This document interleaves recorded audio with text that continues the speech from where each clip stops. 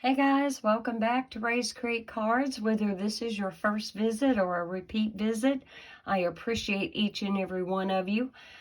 Today's card is going to be just a little bit different, but actually really easy and an easy way to make a wow card for any occasion.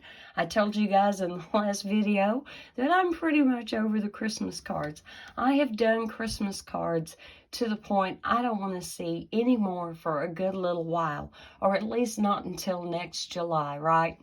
A lot of us like to get an early jump on it because we know how time can just slip right by and slip up on us, and then we're not ready for the holidays, and then we're frantic at the last minute.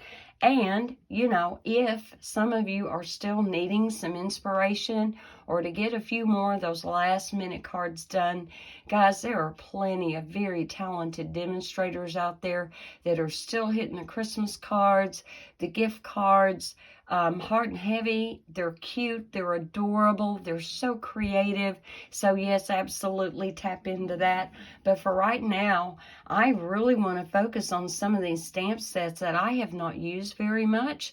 And I have no way of knowing at this point whether they're going to carry over into the new annual catalog when it comes out in just a few months, guys. And I hope you all are eagerly anticipating the mini catalog and the celebration that will go live to you January the 4th. Stampin' Up! Is really having an issue with getting orders filled and getting things shipped out timely. And I'm going to tell you, this is no reflection on Stampin' Up!, okay? FedEx has just done a bunch of layoffs. There's all kinds of companies that are doing layoffs. Raw material prices are really going up, and, you know, the wages that are paid now, all of that has got to be factored in to the cost of running a business. Stampin' Up! This year actually went up just a little bit on their shipping. But what you guys may or may not realize is that does not totally compensate them for their shipping cost, okay? So if you were previously paying, say, 10% of your order in shipping costs, now you're paying 11%. Stampin' Up! Is still actually subsidizing part of that shipping cost rather than have their customers take it full brunt, okay? So, the world is not the same as it was a couple, 3 years ago. And I don't know if it will ever be what a lot of us knew as normal. So when you're putting your orders in and you're getting frustrated, just please take a deep breath. Thank your Heavenly Father for all your blessings and the fact that we do have a company like Stampin' Up! My pre-order, and it wasn't a very big one, I did do it on December 1st. However, it has still not shipped as of today, December the 8th. I imagine if I went and checked my email, I would have an email saying, yes, that now it's shipped. But I'm still looking at, once it's shipped, maybe 5 or 6 days to get here through UPS and stuff. So, yeah, I'm not sure if UPS has done any layoffs or not. You can go and research that and find out. I know for a fact FedEx has. And so, guys, things are just going to get a little bit slower and a little bit more frustrating. And so just bear that in mind going forward. Stampin' Up! Is doing all they can to keep costs down. And if they hired a bunch of extra people to deal with all the extra ordering, like the pre-order from demonstrators, and again on January 4th when it goes live to you, then that would really cut into their profit margin. And so I'm content to wait. You know, God's in control, and He's going to take care of us, right? All right, so after all that rant, I am using the art gallery, and I'm using the happy birthday out of this. And I'm not real sure what kind of name I should give this fun fold. I'm just going to call it a step card for the lack of a better term. I don't know what else to call it.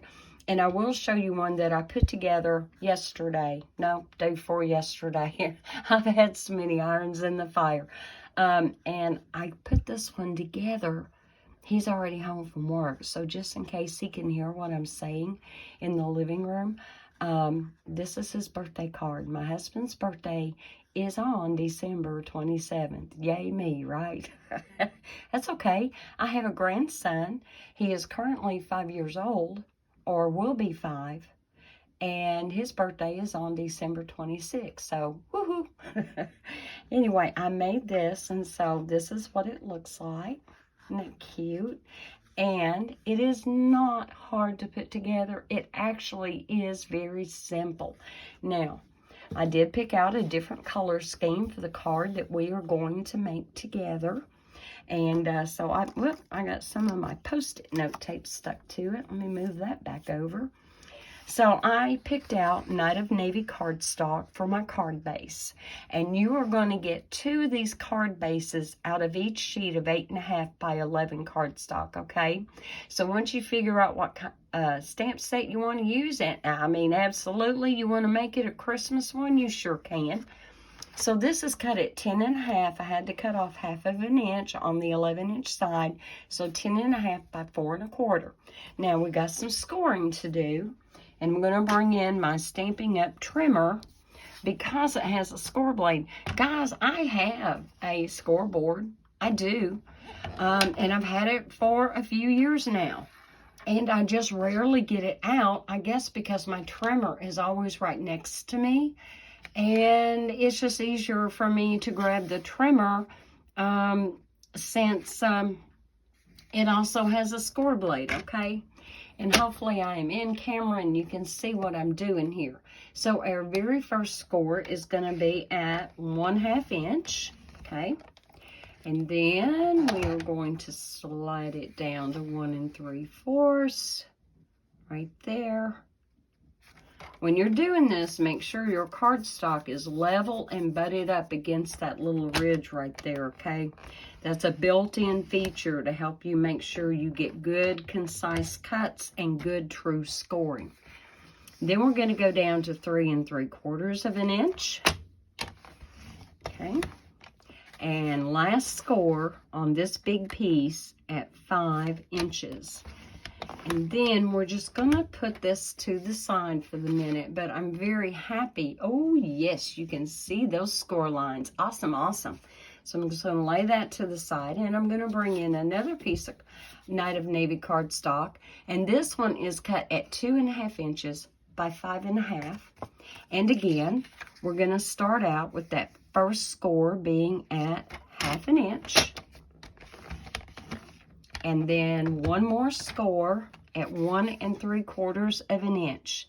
So basically, it's the same scores that we did on the first piece, but only 2 of them, okay? Oh my goodness. Now, let me cut another piece of cardstock real quick because that already had score lines in it. And I didn't remember doing that. Okay, so this piece needs to be 5.5 by 2.5. So I'm just going to go to 5.5. Cut that real quick. And by 2.5. Let's go to 2.5. And then we'll just score that again real quick. Oh, I so did not remember doing that. We're all kind of under the gun with Christmas coming, right? So again, we're going to line that up at 1/2 inch, score that, and then take it down to 1 3/4 and score it one more time. All right, and that is our small piece. You're still able, yes, you're still able to see the score lines. Okay, I'm going to put this away for just a little bit. All right, I'm going to go back to this big piece that we just scored, and you'll notice that there is a large area right up here. And so I have cut a piece of DSP. I am using, again, the Fitting Florets DSP. I'm loving this DSP, guys. And as you can tell, I've been cutting into this piece and into this pattern. I don't know if you can tell with the cellophane on it. And we're also going to be using a little bit of the back side of this one. I actually decided to go ahead and go with 3 different patterns on this. However, it would look just fine for you to take and use the same piece 3 times. It would. Now, originally, when I did my husband's card, let me bring that back in. I cut this piece here, this piece of DSP at 4x4, okay? Do you see how some of it's sticking out? And I thought, well, maybe I didn't glue it right, but I swear that looks really even to me. So, what I have done with this piece, I have cut it at 4 across by 3 3/4 down. And we're going to see when all is said and done if that made any difference. I don't know if it will or not. But we're going to give it a go because I have not had time to recreate this using those dimensions. So we will see what we shall see. And then we want our borders even on the sides and across the top. Yep. Straight, hopefully, without getting my head in there. Y'all don't want to see me with my head in there because other than running my fingers through my hair this morning, I haven't brushed my hair. It's been one of them days. I've got laundry going. I have 2 pecan pies to make and some pumpkin bread to make. So, yeah. Anyway. So, when you get ready to score here, I'm going to get my bone folder so we can burnish these score lines. You're simply going to just fold them up toward the top. Does that make sense? So, I'm going to burnish these score lines, get a good crisp fold going. There we go. And then up one more on that last one. Now, what we want to do, this is going to be the front. At this point, we want to flip it over. And not in this first scored section, but in this middle one. Well, what I call the middle. You have the skinny 1/2 inch. You have this one and this one. And then one more before you get to the big one. So we want to go to that, I guess what you could call a medium section there in the middle. Okay. And I have cut, I just went and flipped over my DSP. And this piece is cut at 4 inches by 1 3/4. So we're just going to lay that on there. And you'll see why it is kind of important to do it in the order that I'm doing it here in just a second. It will start to make sense. Okay. But how easy has this been? How easy? You could definitely pre-cut all your DSP and your cardstock bases and get them pre-scored and then just sit down and start throwing them together if you needed like several more for your Christmas card needs. Okay. So now we're going to fold this back, and I'm going to take, you could use tear and tape, you could use Stampin' Seal or Stampin' Seal Plus. We are only putting glue on that little 1/2 inch score section. And I'm going to fold it down. And I'm going to lay this down flat. See, you don't have to try to figure out where it goes. You're just going to lay it flat. And because we put that piece of DSP here on the front, that served 2 purposes. 1, so you know exactly where to go down with this at, right? And 2, because it's not going to be as easy to get this on here once you have glued this part down. So now, as you can see, it's starting to take shape. And oh, yes, I'm happy. I don't see any DSP sticking down. I don't. That's awesome. Okay. So if you want yours to look like this one and not have any DSP showing at the bottom, do your 4 across and your 3 3/4 down. Being mindful if your pattern has an up and down, cut it accordingly, okay? There's nothing more frustrating than being in a hurry. Like I would never do that, right? And coming in and cutting it wrong. And then you go, well, poop. All right, so we've got this part done. So I'm going to lay that to the side for just a minute. We're going to bring back in that small piece that we scored. And I have another pattern that I have cut, and this one is 3.5 by 2.25. So 2.25 by 3.5. It definitely has an up and down pattern. And this paper is so pretty. I hate to put glue on any of it, but hey, we don't hoard our DSP, right? We don't. We use it. That's what we bought it for. And we're just going to lay that on. And again, same borders on top and the sides, hopefully straight. I don't know that mine is all that straight, but that's all right. We're going with it. Okay. Now, I need to take and turn this over and score these 2 score lines. Like so and like so. Okay. Now, we're going to take this and we're going to flatten it. Okay. We're just going to lay it all flat. Even though we've scored both of those score lines right for the minute, we want it flat. We want it flat for a reason. We're going to flatten this.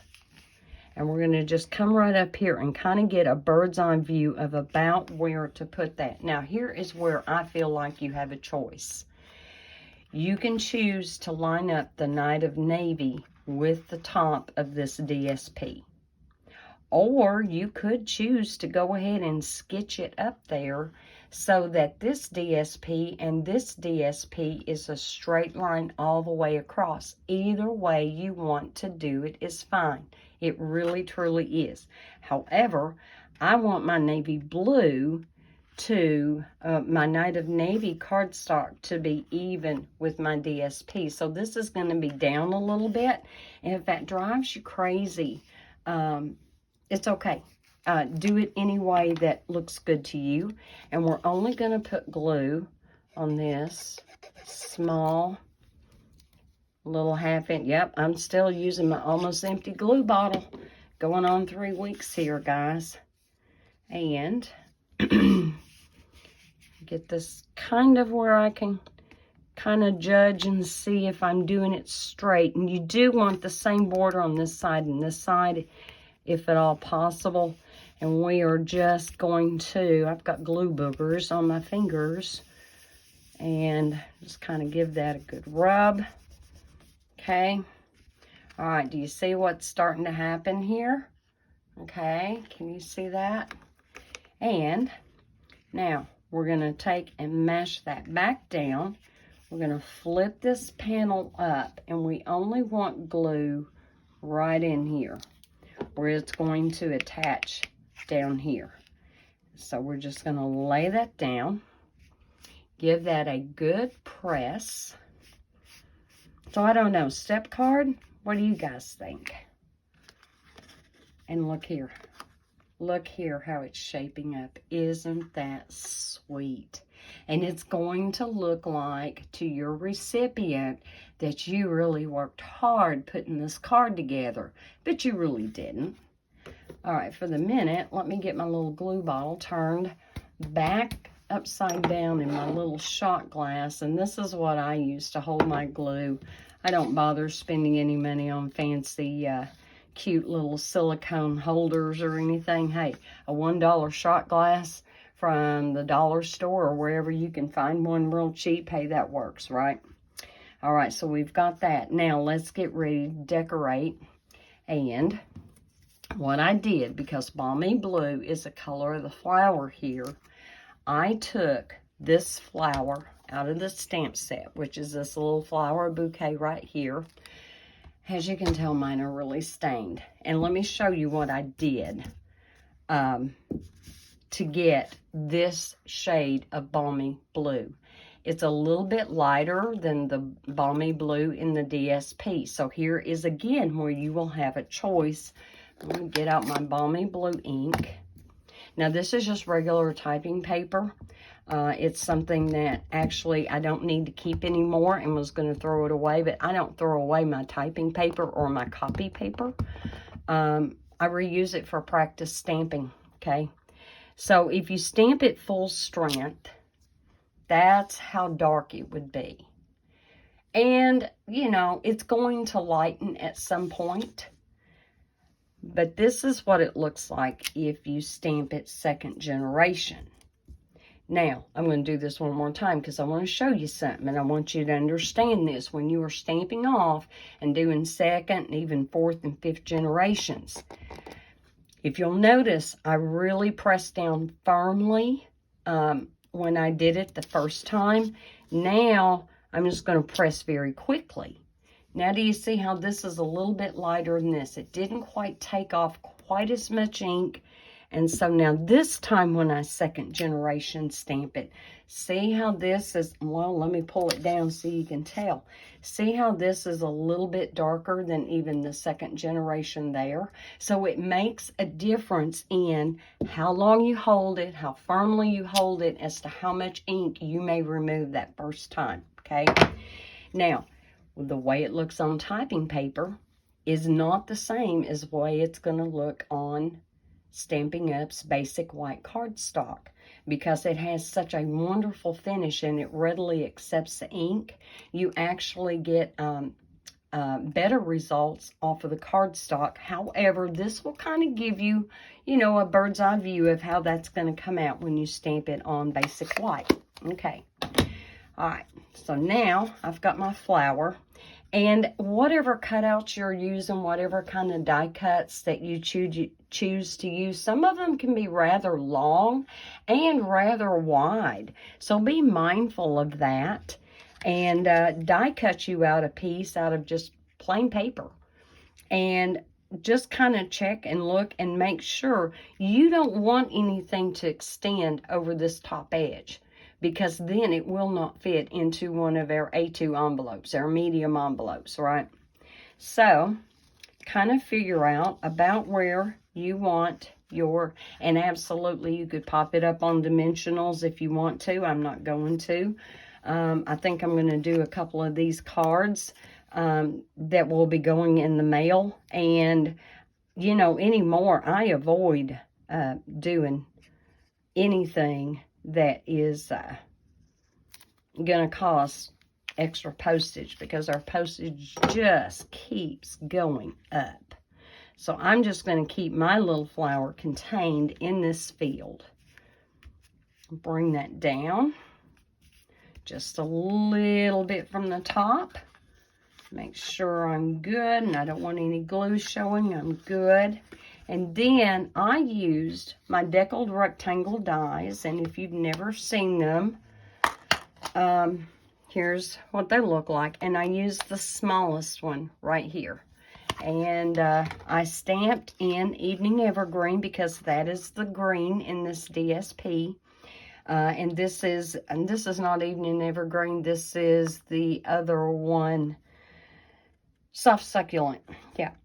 And so I'm just going to simply position this right about there and glue that down. And right about now, some of you are going, but where do you sign it? Well, I'll show you what I am going to do. Let's see. It's a deckled rectangle, and I love it, but it can be a little bit of a learning curve to learn how to make sure it's on there straight. And I don't think I stamped my happy birthday just totally straight. I think it's going uphill on this end just a little bit, but it's all good. All right, guys. So before you even get this far, what you may choose to do is take you another piece of basic white. And this one is just cut at 4 by 5 1/4, which is plenty big enough to fit on the back. You can do more stamping. You can do yet more of a greeting if you want to, and you definitely have room to add your personal message. And you can still do it even after the card is done, because all you have to do is lay it down flat, right? You can write your message on your cardstock, do whatever stamping, and then just glue it right down. It is not hard to do after the fact. You absolutely could. All right, guys, what do you think? So here's this one. And here is this one. And I'm not real sure why I've been into the blues and greens a whole lot here lately, because I'm sure I'm missing my purples and my yellows and some of my hot pinks. Yeah, we don't have Magenta Madness anymore, but we do have Polished Pink and we do have Melon Mambo, and I love those colors. All right, mix it up. Do it however you need to do yours. I hope you found this a great technique and a unique little fun fold. And again, all I know to call it is a step card, but it's not really like the step cards that I see being done by other demonstrators, so don't know. Anyway, guys, love you, be blessed, and I will talk to you later. Bye.